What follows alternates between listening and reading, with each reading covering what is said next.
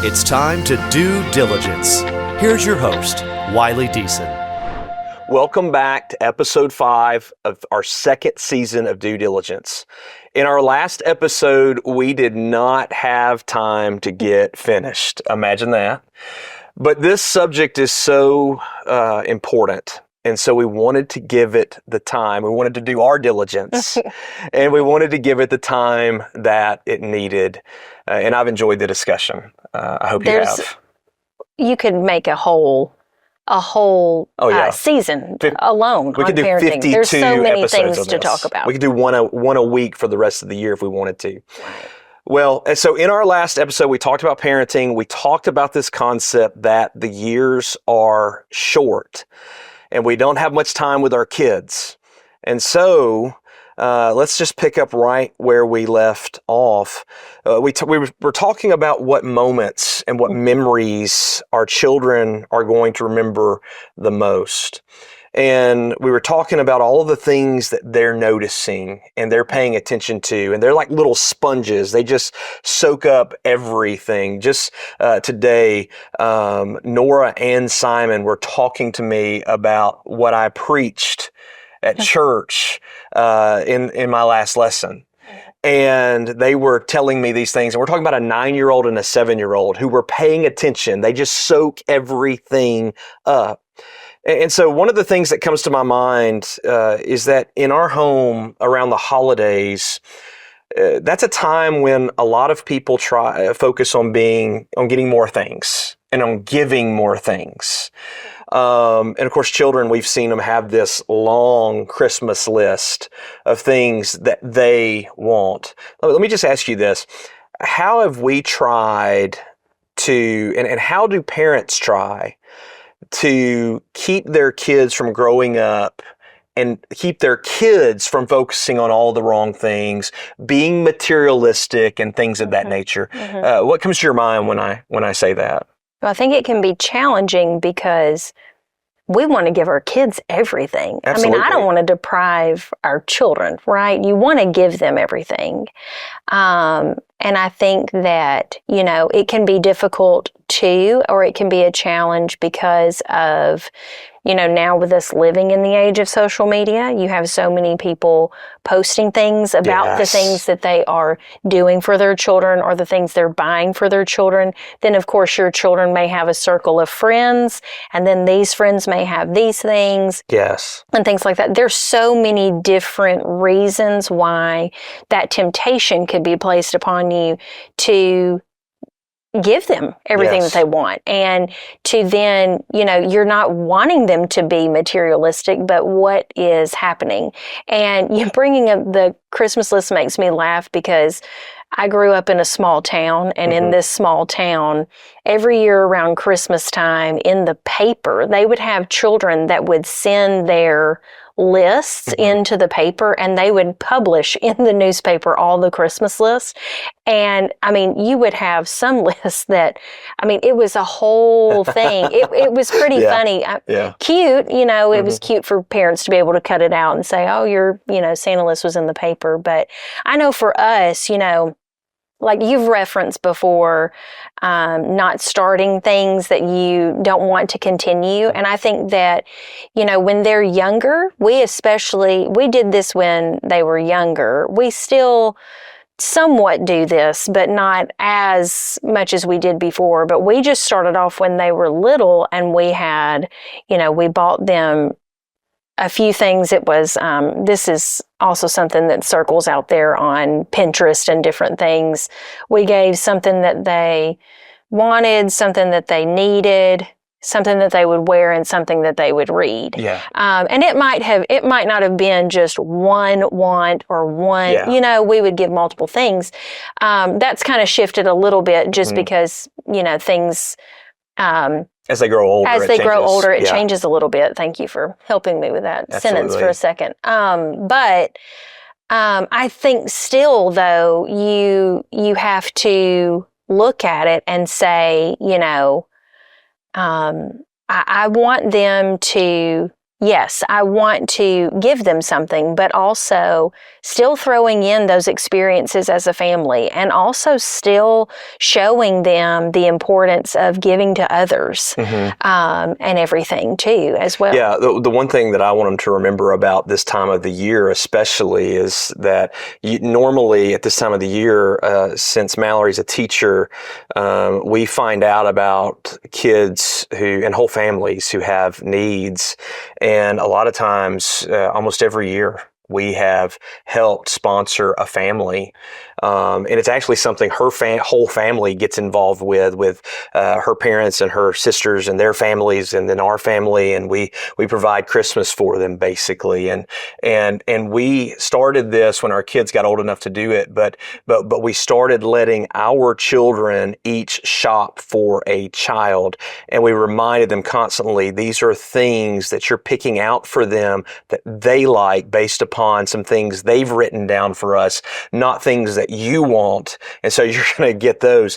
And we've been focused on that, teaching them how to give to others, and how to be gracious to others who don't have as much, who are not as blessed for whatever reason. Right. And that's one of the things that I want them to remember the most when it comes to this holiday season. That to me, that's a lot more important than them getting, a video game console or the next new, you name it. Right. It's one of those things.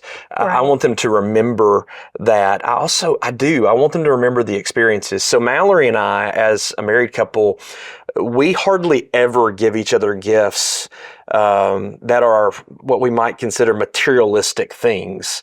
And I realize experiences can be materialistic too. Sure. We need to go ahead and admit that. But what we try to do is we try to find experiences for just us as a married couple, and also experiences for our family. And we try to give each other something like that. And so, so it's something we can all do together. That's why one of our favorite gifts to give our kids are games. Right. Because that's something we can all do together. And there's not, a phone out. Right. There's not something like that. We're just enjoying each other and the time that we have together. And that time is really important to us. And so that's something that I definitely want our kids to remember about our home, is that we wanted to make time for each other, and we valued this quality time where we're actually enjoying each other's company, we're learning, and we're also, I don't know how to say this, but I guess you could say it like we're enabling opportunities for life's teachable moments, because we're paying attention. We're in the moment. And if I had any good advice to offer parents, live in the moment with your kids. Remember, you don't get these years back, and pay attention, because that's how we prepare our kids for the time when they have kids and when they're out of the house, by paying attention to them and what is going on. Do you have anything else to add to that? Well, I think just the sidebar comment to it all is, as we're talking about it, and as we're talking about it in the sense of the holiday season, I think the sidebar comment is that this is sometimes easier in the holiday season, because we're more mindful in November and December to be thankful, to be giving, and all those things. And so I think that, yes, we need to do that now, but we also need to carry that on and be showing them these things throughout the year. And it's not just we did real good about it in November and December. And I think that's just something, again, to be mindful Absolutely. of. Absolutely. I think that this distraction-free time with us is really important. Right. I think that's really important here. And I want them to know that we are paying attention. And we are valuing our time with you and looking for times to teach. Because again, the idea of teaching your children diligently from Deuteronomy chapter 6 is so important. And it's so rewarding. Psalm 127, children are a blessing from the Lord. And so this is a very rewarding time. Train up a child in the way he should go, Solomon says. Even when he's old, he will not depart from it. In Proverbs 22 and verse 6. And so I think about these things and these principles in the Bible as I think about these things. That leads us to the next thing and the final thing that we'll really talk about when it comes to, specifically to parenting. But how can we be diligent and proactive as parents instead of reactive? I realize there are things that we can't plan for.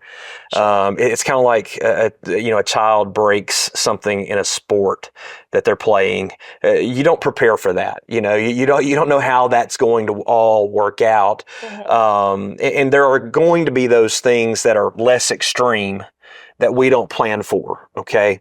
But what can we do to be proactive instead of constantly feeling like we're riding by the seat of our pants all the time as parents and we're constantly reacting to things? Right. So what would you say?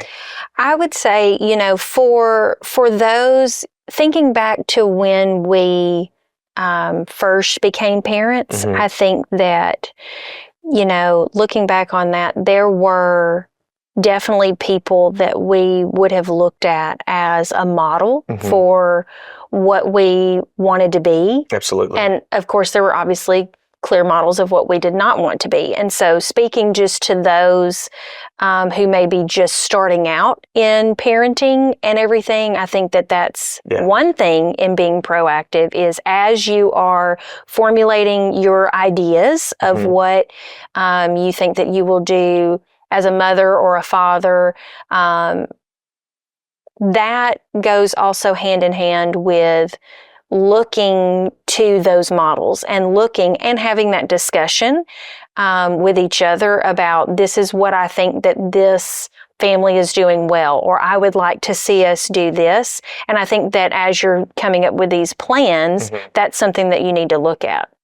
I think then, as you get into the throes of parenting, I think it's a balance of, like you've said before, living in the moment, but also anticipating what comes next. Absolutely. And you can anticipate what's coming next without wishing the days away. Yes. Often you can see in parents that have younger children, you're so excited for them to get to that next milestone, and that's great.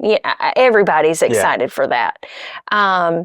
And so I think too, you can anticipate things in such a way where you're proactive in the planning aspect too, if that makes sense. Yeah, absolutely. When I think about this, proactivity is huge. And the anticipation part is a big deal. I really think there are 5 things that come to my mind that when I was thinking about this question were really important. I think the first thing is make sure your kids know how much you love your spouse. We've said this in previous episodes, but the home is supposed to start, the way God designed it is with a husband and a wife, a man and a woman who have decided to be married. You shall leave your father and mother and cleave or cling to your wife or be joined to your wife, and the two shall become one. And so I think about our kids, and will they know how much I love you and care about you, and how much you love me and care about me?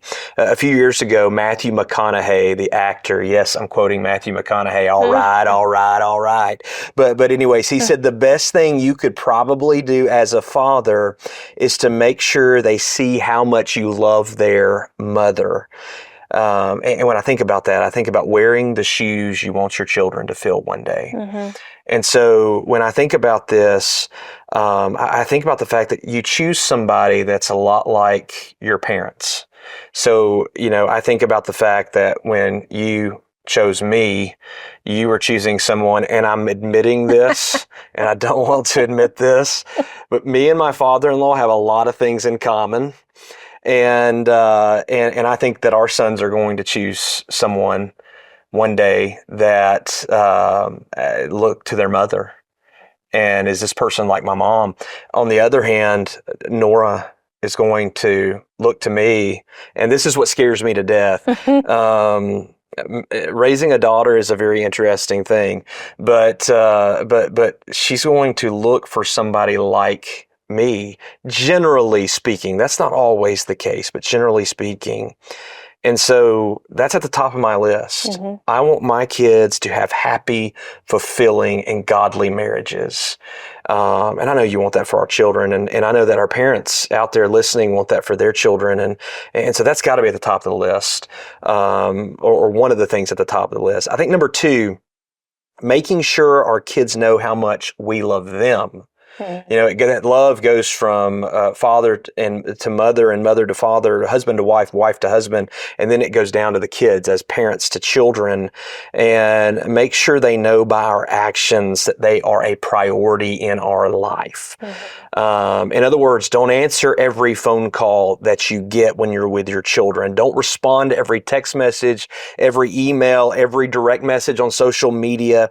Nothing is so important that it has to dominate your life and take your time away from your children every single day. Talk to your kids. We talked about in the last episode. Right. Do things with your kids. Get to know what's important to them.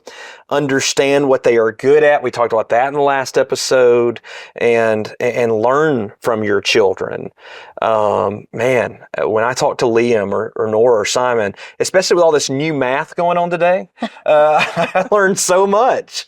But learn from your children. And I think that's important. And so that's the first 2 that I've got. Anything you want to say about those 2 things? No. Okay, so number 3, make sure that your kids know who you are. I think that's the third one. And this is what I mean by that. Parents, you are not your child's friend.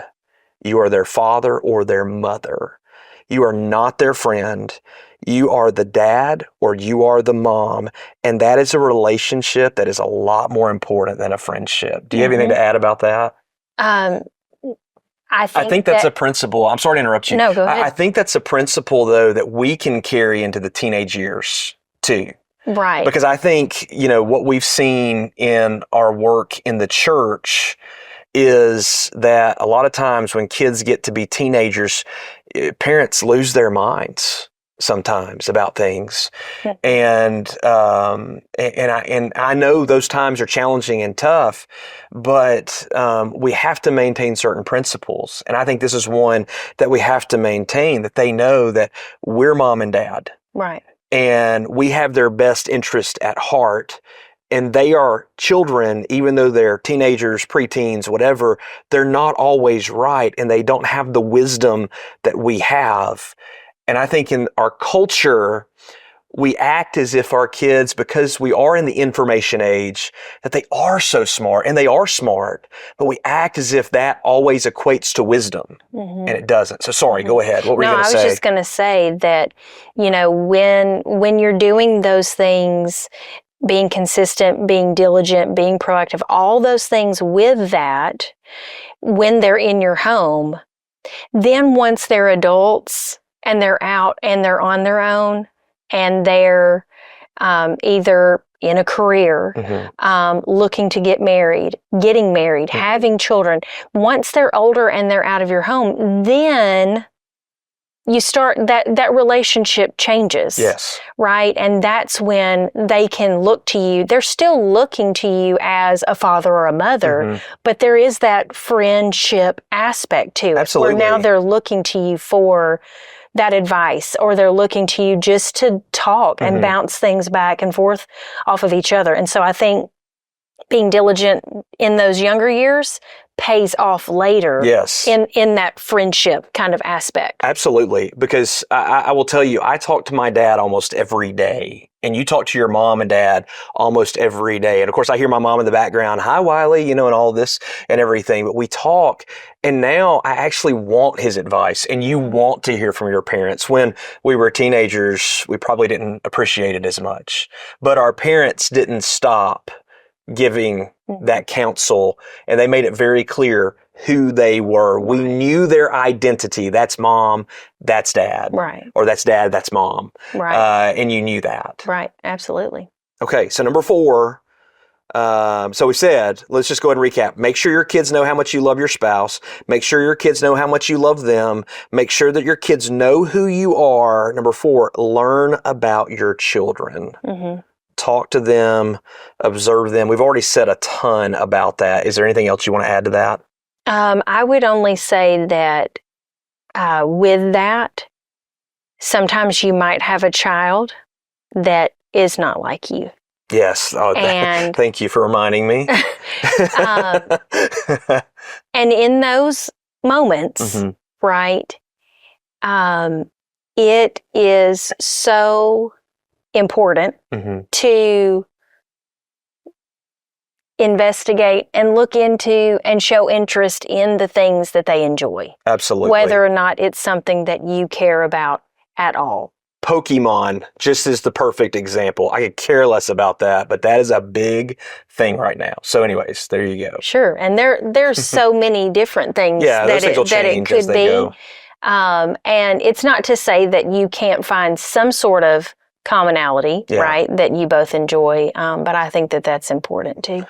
And then finally, and we're wrapping up, but finally, number 5, teach your children. Teach them to always do the right thing. Teach them the importance of listening. Teach them the importance of obeying.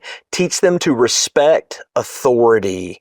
Teach them Christ-like character. Teach them consistency. Teach them what to care about, what they should not care about. You know, we hear phrases all of the time. And this drives me insane and you know where I'm going with this. We hear this phrase all the time. It takes a village.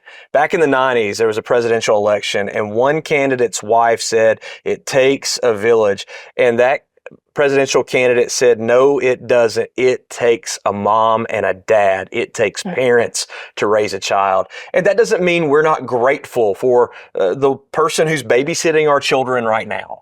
That doesn't mean we're not grateful for our friends and those who are there for us. That doesn't mean any of that. But in all reality, it's not their responsibility to raise our children. Right. It takes a mom and a dad.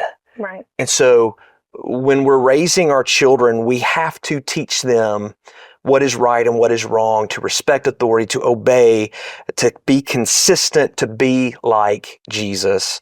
And I think that's important. Okay, so what are your final thoughts? My thoughts are just that there's so many different challenges and there's so much joy. And parenting in and of itself is just such a unique experience because just the nature of how fulfilling it can be, how draining it can be, just everything. I don't know. It's hilarious because we're on the same page there. When we had our reel that we did to introduce the season, we talked about how overwhelming it can be at times to be a parent. This is a good time. Mm-hmm. This is a happy time. It doesn't have to be negative. Every moment is a teachable moment. Every moment is teaching us, or we can use that to teach our children. And so enjoy the time you have with your kids. And remember, you only get 18, 20 years when they're in the home. But what you do in that time can pay a huge dividend later on in life. And it will bring you joy that we don't know about because we haven't been there. right. But we've watched our parents and the joy that they have. And we've observed them because of the hard work they've done. And that's so valuable. And it's so important. And I guess we probably need to say thank you to our moms and our dads. Right, We love right. you. But we hope that this has helped you in some small way. And so thank you for watching this episode of Due Diligence, and join us for our final episode of Season 2 that's coming up next. Don't forget to subscribe on all major platforms and visit our website at dudiligencepodcast.com.